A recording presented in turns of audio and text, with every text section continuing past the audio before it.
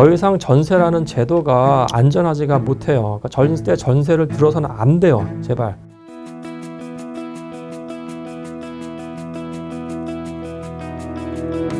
서울시가 아파트의 도시가 아니에요. 서울시 전체 주택을 본다고 했을 때 40% 정도가 아파트고 200만 채 정도가 이제 우리가 얘기하는 빌라예요.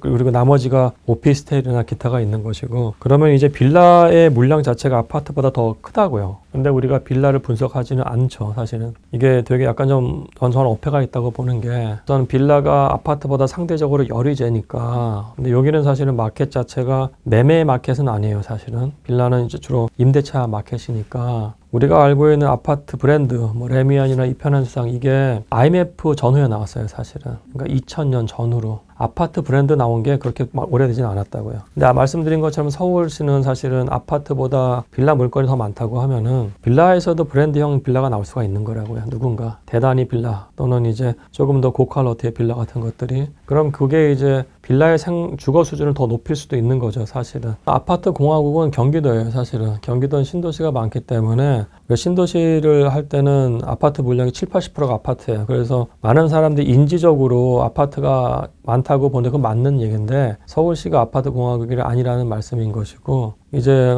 이 빌라가 그래도 사회초년생이라든지 아니면 자산 여력이 없는 사람들도 도시에는 살아야 될 거 아니에요, 그죠? 근데 그분들이 갑자기 아파트를 들어가기에 힘들 수도 있잖아요. 전세가 얼마고 월세가 얼만데. 그러면은 빌라라는 거는 사실은 서민들을 위한 어떤 주거의 공급판으로서 역할을 한다고요. 그러면 우리가 지금 빌라 시장에서도 여기서의 주거 환경을 어떻게 높일까에 대한 고민을 해야 되는 것이고, 저는 그게 반드시 이 부분 다 철거해버려 아파트를 짓자는 것도 굉장히 나쁜 논리라고 생각을 해요. 솔직히 말씀드리면은 우선은 그거 하기가 지금 되게 힘들어졌고 되게 길어요. 그리고 우리나라는 되게 차별적이게도 대단히 소고가 발생해요. 외국에서 우리나라 아파트들 이제 재건축된 다음에 다시 와서 사는 비율을 봤을 때 뭐 20%, 10% 미만 이런 얘기하면 기절해요, 솔직히. 그런 개발을 왜 하냐고. 기존에 있는 사람들이 좀 더 나은 주택에서 살기 위해서 하는 게 재개발인 것이지. 만약에 서울시가 다 아파트가 됐다고 쳐보자고요. 그럼 서울시는 그냥 중산층들이 사는 그냥 개토예요. 그거는 되게 잘못된 어프로치고, 다만 그럼에도 불구하고 우리가 빌라 같은 부분들을 조금 어떻게 개선할까에 대해서 우리가 심각하게 고민을 해야 돼요. 그게 또 나타나는 부분은 또 뭐냐면은, 아파트 단지로 둘러싸인 곳의 초등학교하고 빌라 단지의 초등학교하고 보면은 빌라 쪽의 초등학교는 학생 수가 항상 줄어요. 거의 폐교의 위험에 처해 있다고요. 그러면은 사실은 그 경우에는 이 교육 서비스 때문에 학생들한테 이제 셔틀버스를 제대로 돌려서 근처에 있는 학교를 가게 하든지 뭐 그거는 좀 조정을 하되, 이 초등학교를 다른 기능으로 전환을 시켜서 이 빌라 지역에 대한 새로운 주거 환경을 개선할 수 있는 어떤 뭔가로 지금 우리가 계획을 세우고 뭔가를 시도해야 될 타임이에요, 사실은. 만약에 이렇게 된다고 하면 앞으로는 이 도시가 굉장히 차별적인 모습으로 될 거예요. 빌라하고 빌라가 아닌 지역 뭐 이런 식으로. 근데 그런 게 우리 21세기 서울이 갈 모습은 아니죠.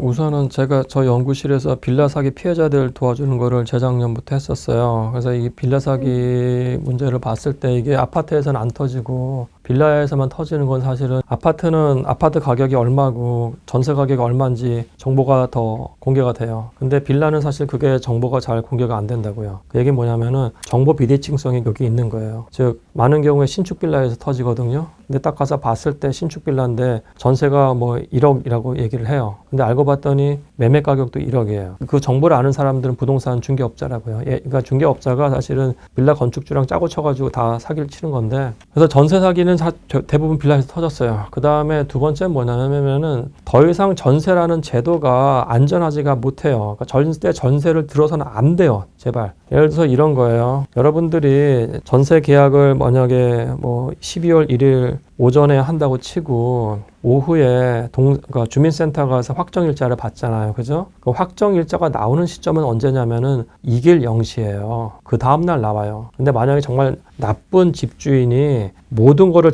그 전에 당일 은행에서 대출 받는 걸 다 만들어 놨어요. 본인은 오전에 계약을 했는데 집주인이 오후에 은행에서 대출을 받았다고요. 그 물건으로. 그러면은 여러분이 1순위가 아니고 은행이 1순위가 돼버려요. 그래서 다 터지는 거예요, 사실은. 매매 가격이 1억짜리 주택인데 여러분이 1억짜리로 지금 전세 계약을 했어요, 오전에. 오후에 확정일자 받으러 가요. 그러면 그 효력은 그 다음날 나타난다고요. 그러면은 이 나쁜 집주인이 같은 날 오후에 은행 가서 8천만 원 대출을 받아버리면은 8천만 원 대출이 1순위고 여러분이 2순위가 돼요. 그래서 절대 전세 계약을 하면 안 돼요, 앞으로는. 특히 빌라에 대해서. 그 다음에 해야 될 부분은 뭐냐면 여러분들이 이제 많은 사람들이 그럼 월세가 많아지는 게 아니냐고 그것도 착각인 게 지금 국토부 데이터는 매매하고 전세하고 월세로 나뉘어요. 전세는 월세가 없는 게 전세죠. 월세는 보증금 1,000만 원에 100만 원이 월세인 거죠. 보증금 1억에 10원도 월세 데이터로 잡혀요. 지금 트렌드는 뭐냐면은 반전세가 많아지고 있는 거예요. 그래서 여러분들이 계약을 하려면은 반전세를 하세요. 반전세 빌라에서 절대 전세를 하시면 안 돼요.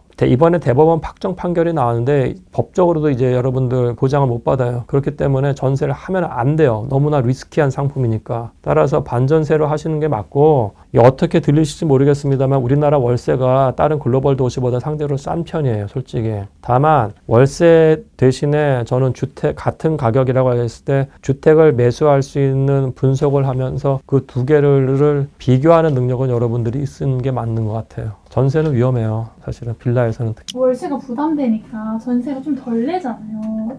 그거 잘못된 거예요. 그러다 한 번에 날아가요, 사실은. 제가 이 전세 사기 피해자들 만나고 자살한 사람들 이야기를 다 들었는데 다 20, 30대들이 다 당해요. 사실은 부동산에 대해서 경험이 없으니까. 상대적으로 다 약자가 사는데 빌라 많은 데서 당하기 때문에 사실 요새 전세는 대부분이 금융상품이랑 껴서 해요. 그렇기 때문에 전세 자체를 자기 100% 현금하는 사람들이 비중이 예전보다 적다고요. 즉 법률적으로도 위험한 뿐만 아니라 거기에 금융이 들어가 있기 때문에 그 자체가 위험 상품이에요. 대단히 미안한데. 전세로 돈을 모은다는 그 착각은 하지 마세요. 아예 그걸로 은행 예지금하고 반전세식으로 사는 게 훨씬 안전해요. 한 번에 다 날아가요. 이거 날아가면은. 이제 자살한 사람들 케이스를 봤을 때 진짜 감정이 격해져요. 이거는. 지금 이게 사건이 터진 게 벌써 2년 됐는데 확정일자 이슈 국회에서도 제가 포럼 같은 것도 했거든요. 어떻게 될 것 같이 하는데 결국 못 풀고 있어요. 이거 안 풀릴 거예요, 사실은. 전세 제도라는 거는 그냥 위험하다고 보셔야 돼요. 다만 아파트는 몇 동 몇 호가 몇 동에 몇 층이 얼마에 거래됐다는 걸 우리가 다 알잖아요. 그죠? 이거 되게 규격화돼 있고, 그리고 거기에 대해서 매매 가격하고 전세 가격을 다 알아요. 근데 빌라는 이렇게 돼 있어가지고 이 가격이 주변 가격보다 진짜 비싼 건지 싼 건지 적정한지 우선은 알기가 되게 힘들어요. 특히 신축 빌라는 이 가격이 그 가격인지 몰라요, 솔직히. 그리고 이제 전세 가격도 마찬가지예요, 사실은. 그래서 이게 그 정보 자체를 사실은 이 플랫폼에서 나오는 정보가 규격화되어 있지 않기 때문에 사람들이 이 플랫폼 정보보다는 중개인의 말을 믿게 된다고요. 중개인이 가서 그냥 다 속여요. 나쁜 중개인들은. 이 가격이 맞는 가격을 그냥 계산하라고. 정보의 비대칭성이 사실 심각해요, 빌라 시장은. 1인 가구의 증가가 주거시장과 한국 주거 환경에 어떤 영향을 미치는지 궁금해요. 우선은 1인 가구들이 증가하는 제일 많은 가구 사이즈죠, 사실은. 근데 1인 가구가 20대 1인 가구하고 30대 후반 40대 1인 가구는 자산의 축적 정도가 다르겠죠. 그죠? 20대 1인 가구는 주로 이제 빌라라든지 이런 데서 사회 시작을 할 거고, 근데 자기가 자산을 모으면은 30대 후반과 40대 초반의 1인 가구는 사실은 자기가 선호하는 유형이 아파트가 될 수도 있는 거죠. 그렇다고 서울에서 이게 뭐 상당히 많은 비중이지만 이게 뭐 7, 80%까지 가지는 않을 거예요, 사실은. 서울 부동산 시장에서의 역할이라는 거는 제가 봤을 때 1인 가구보다는 그냥 MZ세대 얘기를 좀 할게요. 미국에서 2008년 금융위기 터진 다음에 MZ세대가 이제 직장 들어가기 시작을 했거든요. 그때 어떻게 생각을 했냐면은 MZ세대는 부모 세대 또는 자기의 약간 선배들이 2008년 금융위기 터진 다음에 2012년까지 미국 경제가 굉장히 안 좋은 거를 겪었기 때문에, 그리고 2008년에 금융위기라는 것이 기본적으로 주택 모기지가 터지면서 나온 거거든요. 주택 시장이 붕괴되면서. 그래서 주택에 대해서 소유보다는 임차해서 살 거라고 생각을 했어요. 처음엔 그랬죠. 근데 MZ세대가 직장을 구하고 거기서 자기가 자산을 불리면서 많은 사람들이 주택 소유로 넘어가겠어요, 사실. 똑같아요. 제가 봤을 때는. 1인 가구가 언제까지 전세 돌아다니면서 살 거냐고요. 자기가 돈이 많아졌는데.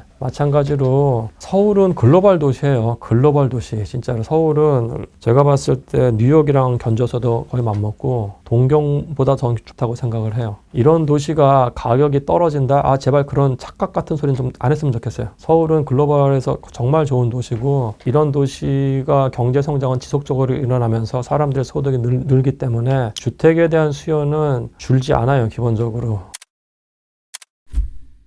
그런 현상이 아주 최근의 현상이 아니에요, 사실은. 분당 같은 경우에 70평 막 이런 아파트들도 있었어요. 근데 그 아파트들도 10년 전 보면은 잘 안 팔렸어요. 오히려 30평대, 40평대 아파트하고 가격이 거의 붙었어요. 맨 처음엔 70평이 훨씬 비쌌죠, 가격 자체가. 근데 마찬가지로 수요가 3인 가구로 재편되잖아요. 부모 있고 애 하나 있는 가족이 많다고 하면은 그분들이 봤을 때 가장 적정한 유닛은 33평이에요, 사실은. 30평대. 그 이상 아파트는 그들이 안 본다고요. 그러면은 그 이상의 아파트들은 가격이 30평대 아파트보다 떨어지긴 힘든데 거의 붙어요. 거의 붙는다고요. 따라서 인구 구조의 변화, 인구 구조에서 어느 몇 인 가구 비중이 늘어나느냐가 굉장히 큰 수요에서의 작동을 하는 것이고, 그 관점에서 이제 우리가 뭘 봐야 되냐면은 그 케이스는 굉장히 제가 봤을 때는 되게 예외적인 걸 거예요. 40평대가 30평대가 가격이 싸진다는 거는. 다만 평당가를 보면은 사실은 항상 낮은 평수의 평당가가 높아요. 그러니까 여러분이 사는 단지에서 25평 아파트하고 33평을 비교해 보면은 33평 아파트 가격은 얘가 더 높을 텐데 그거를 면적으로 나눠서 평당가를 구해 보면은 항상 작은 주택, 소형 주택의 평당가가 높아요. 왜냐하면 여기가 더 수요가 많기 때문에. 제 말씀은 뭐냐면은 돈이 좀 없는 부부터 많은 사람까지 수요가 정규 분포를 그리는 게 아니에요, 사실은. 사회초년생들이 더 많기 때문에 기울어진 그래프를 그려줘요, 사실. 좀 더 작은 유닛인 25평이 더 많은 수요가 있는 거죠, 33평에 비해서. 그렇다고 하면 수요가 더 많기 때문에